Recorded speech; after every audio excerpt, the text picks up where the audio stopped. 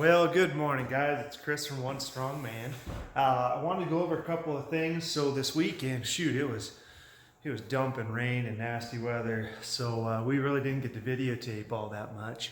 I'll show you a little bit of what we did. We did work on that water hydrant, the yard hydrant out there with the cattle, and I'll show you that. It was a complete pain in the butt. Everything I worked on kept breaking.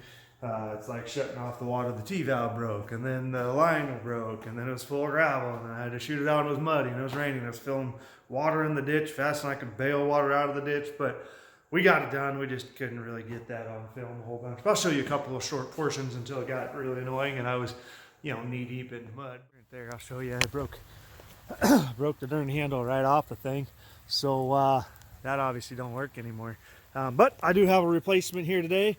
And so we're going to start by digging this one up, getting down to the fitting, throwing that sucker in. We got a whole bunch more stuff to do, but this has to get going so that it can do our auto filler. And so all we have set up, it's pretty simple. It's just a small hose, goes to this little, I guess like a float valve in there on the tank. Can you see that down in there?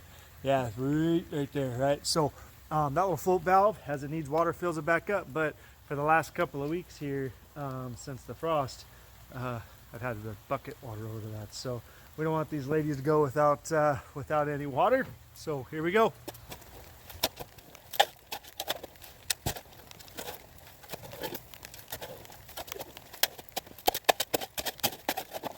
Can you see that spitting out into the ground?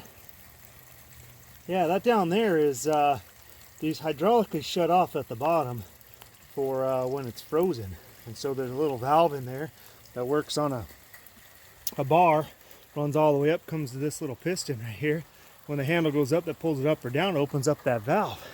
Looks like my seal down there, my valve's been broken, and that hole, it weeps out, lets the water back out of it so it doesn't freeze like up in the top up here. It allows the water level to run down until it's underground so it doesn't freeze in the winter, right? So it looks like my valve down there has been broken anyway, and probably why every once in a while we got bad water pressure. So anyway, we'll put the new one in, get that all figured out, and you guys will see it when it's finished.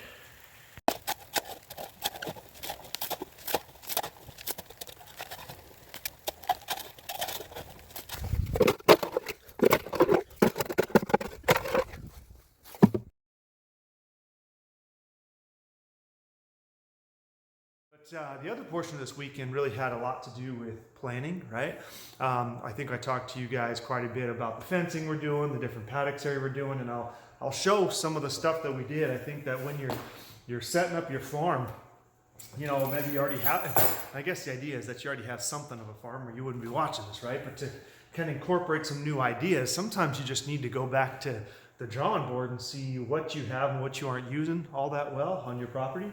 I got a great friend of mine, Michael, who always says, you're wasting a lot of food space with lawn, right? And that's 100% true. So unless you're using your lawn clippings or your lawn itself as part of your feed program for your other flock, your animals, your cattle, your whatever, sometimes a pretty lawn does take up a lot of what you could be using. But hey, it's all part of the game, right? So anyways, I'll show you kind of what we got going on here, and I'll show you a zoom up in it too. But hopefully you guys can see that all right.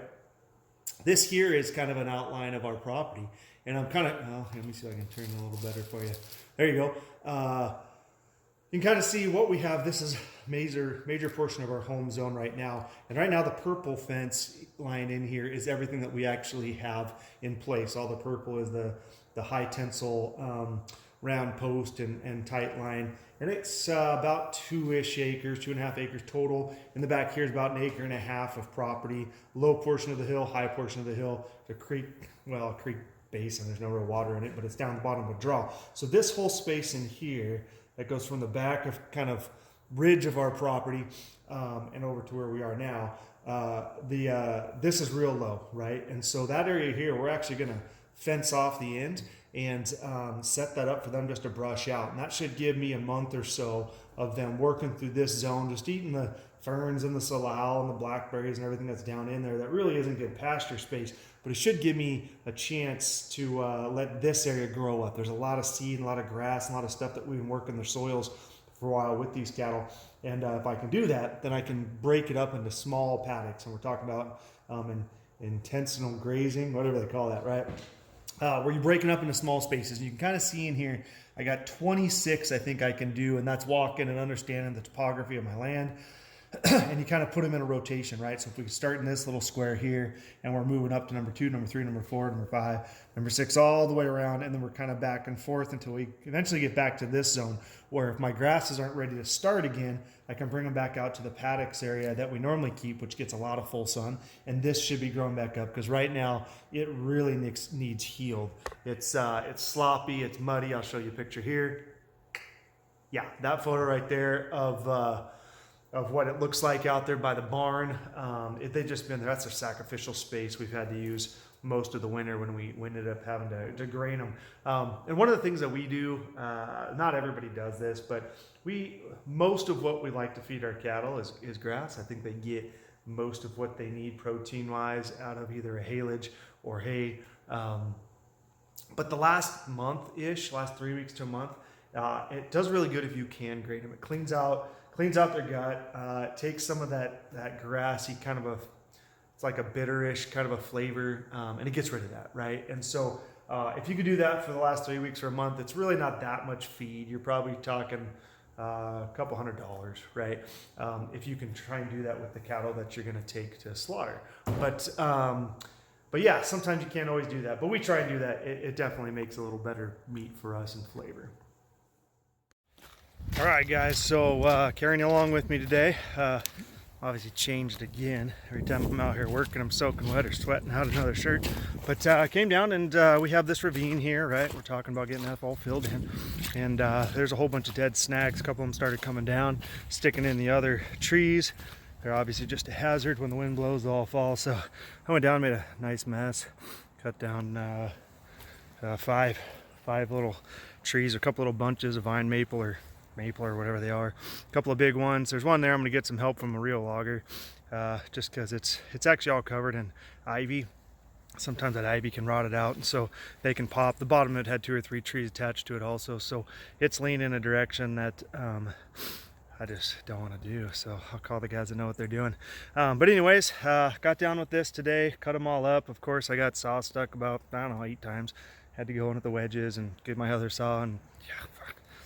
The thing, right? You learn as you go, right? So I'm okay at felling a tree, but everything on my property left is not easy. So all this stuff left is hillside and or bottom of a valley and a hard lean, and maybe one side's already dead. And so if you guys are doing your farm and you haven't done much sawing, have a guy come and help you. Put them on the ground, and you can cut them up, round them up, limb them up, do all that stuff yourself. But it really makes a difference. Luckily with these trees, there was not a lot of stuff they could hit, right? I mean, I guess my fence, but I did pretty good.